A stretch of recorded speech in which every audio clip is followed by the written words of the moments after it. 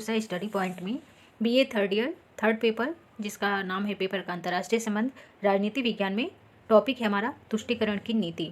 इसमें हम देखेंगे कि तुष्टिकरण की नीति के कारण क्या थे और उसके परिणाम क्या क्या हुए। सर्वप्रथम हम इसमें प्रस्तावना देख लेंगे कि पॉलिसी ऑफ जो अपीजमेंट थी या तुष्टिकरण की नीति थी उसकी प्रस्तावना क्या है। इसके पहले आप जान लीजिए कि तुष्टिकरण क्या है। तुष्टिकरण का मतलब होता है कि किसी को संतुष्ट करना, उसको मना के रखना, उसकी उचित या अनुचित मांगों को जो है मान करके पूरा करके भी क्या करना, उसे प्रसन्न करने का, उसे मनाए रखने का प्रयत्न करना। अंतर्राष्ट्रीय राजनीति के संदर्भ में हम यहाँ पढ़ रहे हैं तुष्टिकरण की नीति। तुष्टिकरण किया किसके द्वारा गया, तो ब्रिटेन और फ्रांस के द्वारा तुष्टिकरण की नीति अपनाई गई थी। किसके प्रति अपनाई गई थी, तो जर्मनी, जापान और इटली के प्रति। आपको इन 5 देशों का नाम अवश्य याद रखना है। ब्रिटेन स्पेशली और फ्रांस ने मिलकर तुष्टिकरण की नीति अपनाई इन देशों के प्रति, जर्मनी, जापान और इटली के प्रति। तो हम यहाँ थोड़ा प्रस्तावना देख लेते हैं। प्रथम विश्व युद्ध तक ब्रिटेन विश्व की महाशक्तियों में प्रथम स्थान रखता था। यद्यपि विभिन्न क्षेत्रों में उसके साथ प्रतिस्पर्धा करने वाले राष्ट्रों की संख्या बढ़ रही थी, किंतु प्रथम विश्व युद्ध से उत्पन्न परिस्थितियों के कारण ब्रिटेन की सर्वोच्च स्थिति में क्षीणता आने लगी, अर्थात कमी आने लगी, और इस कारण ब्रिटेन ने तुष्टिकरण की नीति अपनाई। अब देखते हैं तुष्टिकरण क्या है। यहाँ पे थोड़ा पढ़ेंगे तुष्टिकरण की नीति। ब्रिटेन ने अनुभव किया कि वह अपने व्यापार का विकास तभी कर सकता है जब विश्व व्यापार भी साथ साथ विकसित हो और विश्व में शांति की स्थायी व्यवस्था हो। क्योंकि देखिए, व्यापार कभी भी तभी डेवलप होगा जब विश्व में शांति हो। इसलिए 2 महायुद्धों के मध्य यानी 1919 और 1939, 1990 से 1939, ब्रिटेन ने जिस नीति का अनुसरण किया उसे तुष्टिकरण की नीति के नाम से पुकारा जाता है। इस नीति का मुख्य उद्देश्य अपने वाणिज्यिक हितों की रक्षा के लिए विश्व शांति का माहौल बनाए रखने हेतु इटली, जर्मनी और जापान आदि असंतुष्ट राष्ट्रों को उनकी मांगें पूरी करते हुए उन्हें संतुष्ट रखना था। यहाँ हम देखते हैं कि तुष्टिकरण की नीति के कारण क्या क्या थे। तो ऐसा कहा जाता है कि ब्रिटेन का न कोई स्थायी शत्रु है, न कोई स्थायी मित्र है। उसका स्थायी मित्र केवल अपना स्वार्थ है। उसके द्वारा अपनाई गई तुष्टिकरण की नीति के पीछे उसका स्वार्थ छिपा था।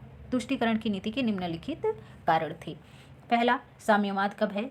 दूसरा, ब्रिटेन का आर्थिक स्वार्थ। तीसरा, शक्ति संतुलन का विचार। चौथा, ब्रिटेन और फ्रांस के मतभेद। पांचवा, शासक वर्ग, ब्रिटेन के शासक वर्ग की अक्षमता एवं अदूरदर्शिता। और छठा है आंतरिक दुर्बलता। तो ये सभी कारण हैं जिनके कारण ब्रिटेन ने जो है तुष्टिकरण की नीति अपनाई।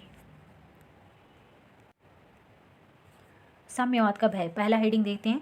ब्रिटेन ने तुष्टिकरण की नीति को इसलिए अपनाया कि वह साम्यवाद को विश्व का एक महानतम खतरा मानता था।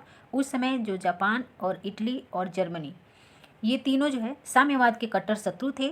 साम्यवाद के प्रसार को रोकने के लिए तथा उसका अंत करने के लिए ब्रिटेन ने तुष्टिकरण की नीति अपनाई इन तीनों राष्ट्रों के प्रति, जर्मनी, जापान और इटली के प्रति, क्योंकि ये साम्यवाद के कट्टर शत्रु थे। और साम्यवादी कौन था, रूस। अगला हेडिंग है ब्रिटेन के आर्थिक स्वार्थ। तुष्टिकरण की नीति के अपनाने का एक प्रमुख कारण ब्रिटेन के आर्थिक स्वार्थ भी थे। जर्मनी और जापान ब्रिटेन के 2 प्रमुख ग्राहक थे। यानी जर्मनी और जापान जो है ब्रिटेन के बाजार थे, जहां ब्रिटेन अपने सामान को बेचता था, व्यापार करता था। जर्मनी का दिवालियापन ब्रिटेन को भी दिवालियेपन की तरफ ले जा रहा था। अतः ब्रिटेन ने जर्मनी का उत्कर्ष चाहा। उसने स्वयं आर्थिक सहायता दी जर्मनी को तथा अन्य देशों से भी दिलाई। अगला है ब्रिटेन और फ्रांस में मतभेद। तुष्टिकरण की नीति का एक मुख्य कारण राष्ट्र संघ, सामूहिक सुरक्षा, निःशस्त्रीकरण और क्षतिपूर्ति आदि सभी विषयों में इंग्लैंड और फ्रांस के दृष्टिकोणों में पाया जाने वाला उग्र मतभेद भी है। दोनों मिलजुल कर कभी दृढ़तापूर्वक कार्य नहीं कर सके। फ्रांस जर्मनी के साथ कठोर व्यवहार करना चाहता था, क्योंकि आप जानते हैं कि जर्मनी ने फ्रांस को हरा के उसके कई प्रांत उससे छीन लिए थे फ्रांस से। तो इसलिए फ्रांस जो है प्रथम विश्व युद्ध के बाद जर्मनी के साथ कठोर व्यवहार करना चाहता था। जबकि ब्रिटेन अपने व्यापार की उन्नति के लिए तथा साम्यवाद के विरोध के लिए जर्मनी को सशक्त बनाना चाहता था। अगला कारण है तुष्टिकरण की नीति का शक्ति संतुलन का विचार। ब्रिटेन की तुष्टिकरण की नीति का एक मुख्य प्रेरक शक्ति संतुलन का परंपरागत विचार था। ब्रिटिश राजनीतिज्ञों का विचार था कि एशिया और यूरोप में उत्कर्ष प्राप्त करने वाली तीनों शक्तियाँ यानी जापान, सोवियत संघ यानी रूस और जर्मनी एक दूसरे के साथ संघर्ष करके क्षीण हो जाएंगी और प्रत्येक दशा में इंग्लैंड क्या होगा, इससे लाभान्वित होगा।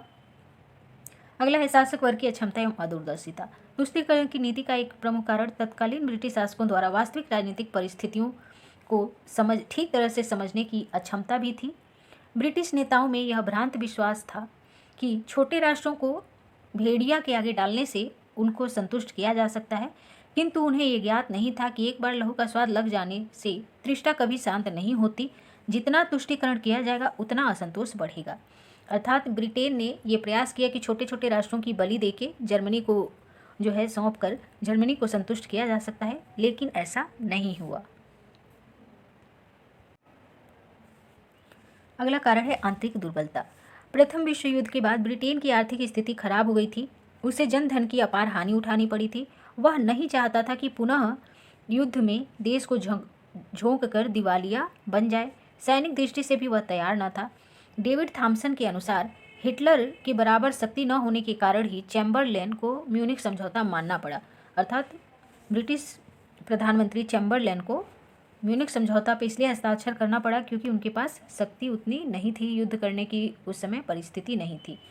अब हम देखते हैं जो तुष्टीकरण की नीति है, पॉलिसी ऑफ अपीजमेंट है, उसका परिणाम क्या हुआ। तो परिणाम देखेंगे यहाँ पे।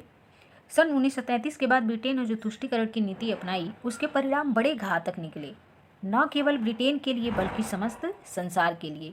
चर्चिल ने कहा था कि ब्रिटेन ने अपमान चुना है और शीघ्र ही उसे युद्ध चुनना पड़ेगा, और चर्चिल की यह भविष्यवाणी सिद्ध भी हुई। म्यूनिख समझौते के समय चर्चिल ने ऐसा कहा था। तो देखिए क्या क्या परिणाम हुए तुष्टीकरण की नीति के। पहला, तानाशाही का उत्कर्ष हुआ, अर्थात ब्रिटेन और फ्रांस तुष्टीकरण करते गए। इससे अधिनायकवाद, तानाशाही, निरंकुशता को प्रोत्साहन मिला। जर्मनी, इटली और जापान जो है अधिनायकवादी प्रवृत्ति उनके अंदर और ज़्यादा बढ़ती गई। राष्ट्रसंघ का पतन हुआ। राष्ट्रसंघ का पतन इसलिए हुआ क्योंकि सामूहिक सुरक्षा के आधार पर इसका गठन हुआ था। सभी राष्ट्र सोचते थे कि इससे हमें सुरक्षा मिलेगी। खासतौर से छोटे राष्ट्र सोचते थे कि उन पर कोई आक्रमण करेगा तो राष्ट्रसंघ उनकी सुरक्षा करेगा।